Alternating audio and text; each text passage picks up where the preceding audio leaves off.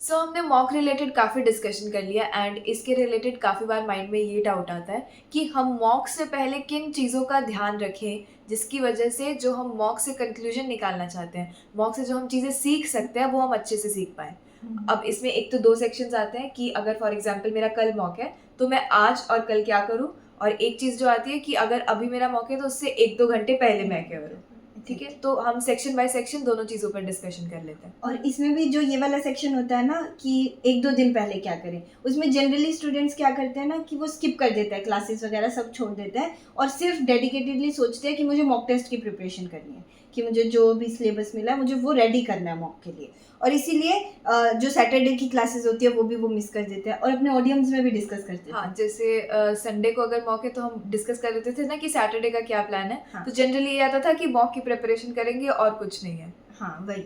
तो उसमें पॉइंट ये होता है ना कि ये जो भी डायरेक्शन में जा रहे हैं वो गलत है, क्योंकि ऐसा नहीं होता है कि आपको मॉक टेस्ट के लिए अलग से प्रिपेयर करना होता है, क्योंकि जो मॉक टेस्ट का सिलेबस है उस पर आपने प्रॉपरली एक बार तो थ्योरी को अच्छे से क्लियर किया होता है, सॉल्विंग भी की होती है, क्वेश्चन प्रैक्टिस की हुई है, तो आप फिर से वो चीज़ क्यों करोगे जब आपने वो चीज़ की हुई है।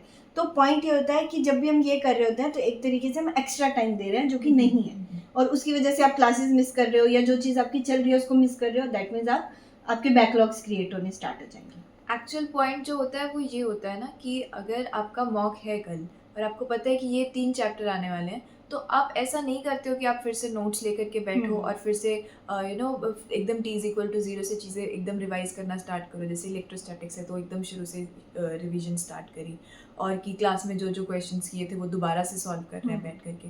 उसमें आप एक्चुअली में अपना टाइम ही वेस्ट कर रहे हो ना। आपने जब वो चैप्टर प्रिपेयर किया था तो आपने वो चीज़ों पर तो ध्यान दिया हुआ है, राइट? अब मॉक कल है तो हमें एक्चुअली में कैसे फिर अप्रोच करना चाहिए? तो उसमें ऐसा करना चाहिए ना कि आपको पता है कि आपने ये चीज़ें की हुई है, तो आप रिवीजन की साइड ज़्यादा जाओगे, कि आपको मॉक से पहले बस थोड़ा सा टाइम ब्लॉक करना है कि हाँ ठीक है मैंने ये पढ़ा था तो उसको रिवाइज कर लिया, रिकॉल कर लिया, जो क्वेश्चंस थे वो ऊपर ऊपर से देख लिए कि हाँ इसकी ये अप्रोच थी ये। तो आपको ज़्यादा टाइम नहीं देना होता उस चीज़ के लिए, बस आपको चीज़ें रिवाइज करनी होती है कि हाँ ठीक है मैंने किया हुआ है। जहाँ जहाँ अटक रहे हो, अगर आपको लग रहा है कि ये कंसेप्ट नहीं है तो आप नोट्स के थ्रू जाओ कि हाँ ये क्या था। बस इतनी लाइट चीज़ें रखनी होती है और रिवीजन बेस्ड ज़्यादा काम करना होता है, एंड देन आपको मॉक देना होता है।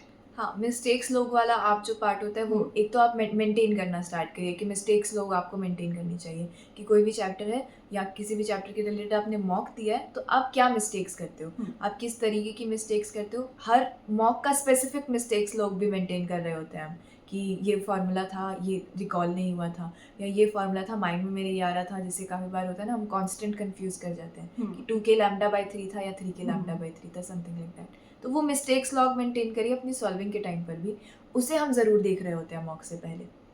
तो वही जो एनालिसिस वाला पार्ट हम डिस्कस करते हैं ना कि टेस्ट एनालिसिस बहुत इंपॉर्टेंट हो जाती है, तो उस टाइम पे आपको ऐसी अपनी गलतियों को निकालना होता है कि मैंने क्या गलती की, कैसे की, और उसको लिखना होता है अपने पास। और वही जो आपने चीज़ें लिखी हैं उस चीज़ को आपको रिव्यू करना होता है पहले कि हाँ मैंने ये गलती की थी, और इसमें उसको रिवाइज भी करना होता है कि ये गलती की थी और इसको मैं सही कैसे करूँगा।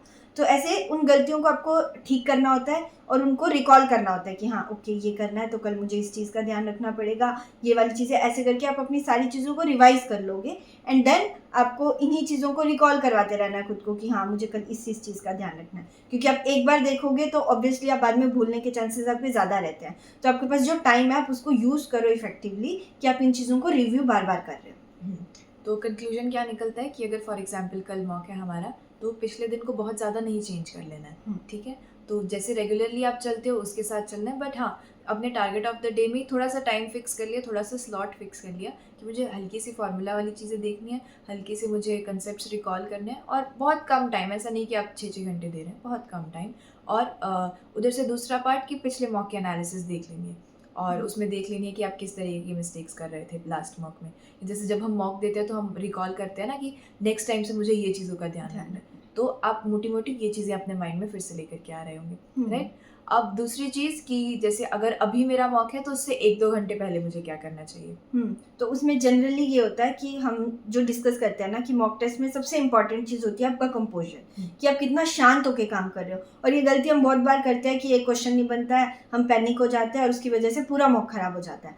तो इसीलिए सबसे इम्पॉर्टेंट चीज़ होती है कंपोजर की हैबिट बिल्ड करना, और वो सिर्फ मॉक में नहीं होती है, वो मॉक से पहले स्टार्ट हो जाती है। तो मॉक के 1 घंटे पहले आपका मेन फोकस ये होना चाहिए कि आप कंप्लीटली शांत हो और आप आइसोलेट हो चुके हैं सभी चीज़ों से। इसमें एक चीज़ ये होती है ना कि जैसे फॉर एग्जांपल जनरली अगर मॉर्निंग वाला हम मॉक दे रहे होते हैं तो जनरली 9 AM स्टार्ट हो रहे होते हैं मॉक, राइट? और हम काफ़ी बार ये ऑब्जर्व कर रहे होते हैं, काफ़ी बार क्या, इट इज़ ऑलमोस्ट लाइक 99% वाली चीज़ हो जाती है कि 99% ऑफ द स्टूडेंट्स मॉक अगर 9 बजे स्टार्ट हो रहा है तो 8:55 पे या कई बार तो 9:05 पे 5 अपने पे सिटिंग वाली sitting, जगह पर हाँ। जा रहे होते हैं कि हाँ मॉक देना है। स्टार्ट करना। जबकि एक्चुअली में आपको पहले से ही अपने माइंड को ये क्लैरिटी देनी होती है कि हम मॉक देने जा रहे हैं। आपको उस एनवायरनमेंट में अपने माइंड को ढालना पड़ता है, क्योंकि अगर आप एक्चुअल वाला एग्जाम वाला दिन भी याद करोगे तो अगर 9 बजे आपका एग्जाम स्टार्ट हो रहा है तो आप 8 बजे अपने सेंटर सेंटर पे पे पहुंच अंदर जाओगे। होते हो कि अपने कंप्यूटर के आगे, हम्म। और उस 1 घंटे में स्टूडेंट्स के माइंड ही उनको हरा हरा देता है, देता है। क्योंकि इतने अजीब जल्दी अजीब थॉट्स जल्दी। आ रहे होते हैं कि कैसे हो पाएगा, ये हो जाएगा, मुझे फार्मूला नहीं रिकॉल हुआ तो कैलकुलेशन नहीं। तो एक्चुअली में उसकी ट्रेनिंग आपको अभी से करनी चाहिए, अपने माइंड को आइसोलेट करने की आदत की, आप अपने थॉट्स के साथ कंफर्टेबल हो, आप उन्हें कंट्रोल कर पाए। तो आई थिंक एक आधा घंटा 1 घंटे का जो होता है ना, ऑलरेडी घर पे वो करके रखो कि हाँ मेरा मॉक है, मैं आधा घंटा पहले चले जाऊंगा, 12 बजे तक मैं डॉट ऐसे फुल फोकस के साथ बैठने वाला हूँ। हाँ, तो इसीलिए कि पहले खुद को आइसोलेट कर लिया और खुद को ऐसे सिग्नल्स देने होते हैं माइंड को कि हाँ मेरा मॉक है, तो ताकि वो उसी डायरेक्शन में सोचे। और उसमें भी ना जनरली होता है कि जब भी हमारा मॉक होता है उससे पहले हम ये सोच रहे होते हैं कि आज तो मुझे इतना स्कोर करना है, आज तो 150 प्लस आने चाहिए, 180 तो टच हो ही जाने चाहिए। और इस चक्कर में होता क्या है कि ये सोचते सोचते मॉक स्टार्ट करते हो विद एक्सपेक्टेशंस, और वो चीज़ जैसे ही पहला क्वेश्चन नहीं बनता वो वहीं टूटती है और कंपोजर बिगड़ जाता है। तो कभी भी ये सोच के जाना ही नहीं है मॉक में कि मुझे इतना करना है, अपना बेस्ट देना है, जितने क्वेश्चन होंगे वो अटेम्प्ट करने हैं, ये सोच के जाओ, और अपनी जो गलतियां वो नहीं करनी है, ये सारे माइंडसेट के साथ जाना होता है, ना कि एक्सपेक्टेशंस के साथ जाना होता है कि मैं तो इतना ले ही आऊँगा या इतना तो हो ही जाएगा। तो इस चीज़ के साथ कभी नहीं जाना है। हमेशा खुद को शांत करो कि ठीक है मेरा मॉक है, मैंने जितनी प्रिपरेशन करनी थी, रिवीजन करनी थी, मैंने डन कर लिया है, और मैं अब रेडी हूँ फाइट करने के लिए। फाइट माइंडसेट के साथ जाना है कि हाँ मुझे लड़ना है, जो जो क्वेश्चंस मेरे सामने आएंगे, जितने अटैम्प्ट हो रहे हैं वो मुझे अटैम्प्ट करना है, एंड देन मुझे आगे चीज़ें कैरी ऑन करनी है।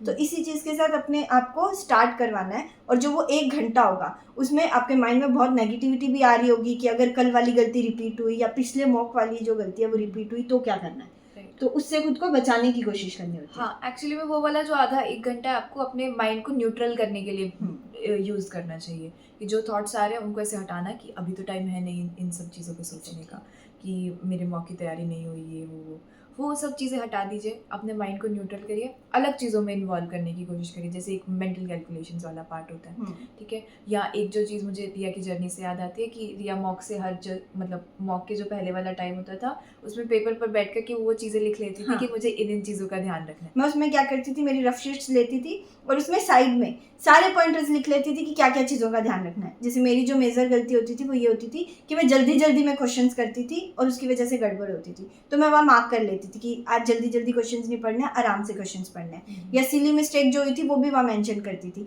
कि पिछली बार ये सिली मिस्टेक की थी, ये इस बार नहीं करनी है। तो वो 10-15 मिनट्स में डिटेल तो नहीं, पॉइंटर्स के फॉर्म में लिख लेती थी कि इन चीज़ों का ध्यान रखना है। उसी बहाने से मैं खुद को रिकॉल करवा लेती थी कि मेरा एनालिसिस ये था, आज मुझे ये ध्यान रखना है। चाहे कुछ फेवरेट लाइंस होती है वो लिखिए, क्योंकि जब आप जस्ट आधा घंटा पहले जो आप सोच रहे हैं वही आप आगे कैरी फॉरवर्ड कर रहे होंगे ना, वही इमोशन लेकर के जा रहे होंगे। तो अगर आप खुद को पॉजिटिव बनाने की कोशिश कर रहे हैं तो पॉजिटिव इमोशन के साथ जा रहे होंगे। ऐसा भी नहीं है कि बहुत ज़्यादा ही ओवर मोटिवेटेड हो गए और फिर 2 क्वेश्चन नहीं बने तो फिर वो धड़ाम से गिरती है मोटिवेशन, राइट। तो ओवरऑल खुद को शांत रखने की कोशिश करनी है, जो हम बार बार कंपोजर भी डिस्कस कर रहे थे। कंपोजर में एक्चुअली ये ट्रेनिंग आती है, हर सेकंड वाली ट्रेनिंग आती है, मॉक से पहले वाली ट्रेनिंग आती है, HOP वाली ट्रेनिंग आती है, जनरल ट्रेनिंग आती है। तो ओवरऑल गेम जो होती है वो हमारी इंटेंशन की गेम होती है कि आप किस तरीके से अपने आप को मॉक में लेकर के जाना चाहते हो, क्योंकि अगर आप हड़बड़ी में लेकर के जाओगे तो आप एक्चुअली में मॉक से वो सब चीज़ें सीख ही नहीं पाओगे जो आपको सीखनी चाहिए।